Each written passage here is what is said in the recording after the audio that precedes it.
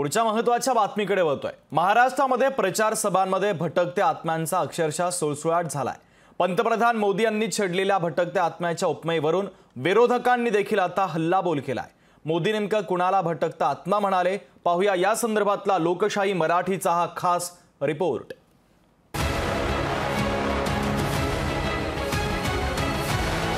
कई मुख्यमंत्री अपना कार्यकाल भी पूरा नहीं कर पाए। ये विपक्ष को ही अस्थिर नहीं करते, ये आत्मा कुछ भी कर देती है। वो अपनी पार्टी में भी ऐसा ही करते हैं। महाराष्ट्रात प्रचाराला आलेल्या पंतप्रधान मोदींच्या याच वक्तव्यानं राज्याचं राजकारण तापलंय। मोदींनी नाव घेतलं नसलं तरी भटकता आत्मा म्हणजे मोदींनी पवारांनाच लक्ष्य केल्याचं जाणकारांच्या लागलीच लक्षात आलं। सकाळी संजय राऊतांनी मोदींच्या या टीकेला पुन्हा गुजरातची फोडणी दिली। ज्या महाराष्ट्रानं गाडलाय अशा सगळ्यांचे आत्मे महाराष्ट्रामध्ये गेल्या 400 वर्षापासून भटकत आहेत। त्यात हा नवीन गुजरातचा आत्मा आहे।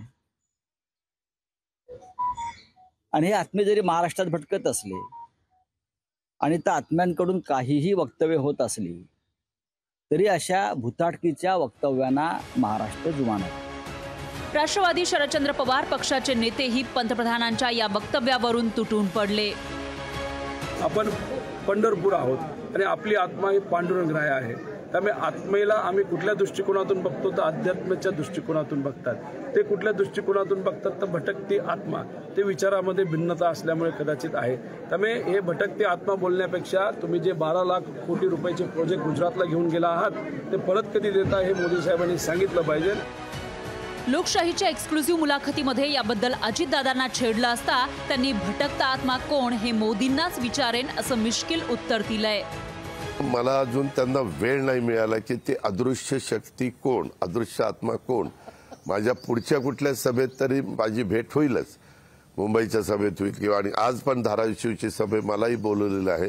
मी बघतो कसं जमतंय की नाही ते, पण त्यावेळेस मी ते त्यांना विचारेल। पीएम साहेब ते अदृश्य आत्म्याच्या बद्दल बोललं, ते नाव काय? खुद्द पवारांनीही या वादात उडी घेऊन मोदींना पवार स्टाईल उत्तर दिलं। महाराष्ट्रामध्ये एक अंतरात्मा आहे, तो आत्मा अस्वस्थ आहे। तो गेल्या 45 वर्ष महाराष्ट्रामध्ये अस्वस्थता निर्माण करतोय, सरकारही खराब करतोय, सरकारला अडचणीत आणतोय आणि या आत्म्यापासून सुटका करून घ्यायची गरज आहे।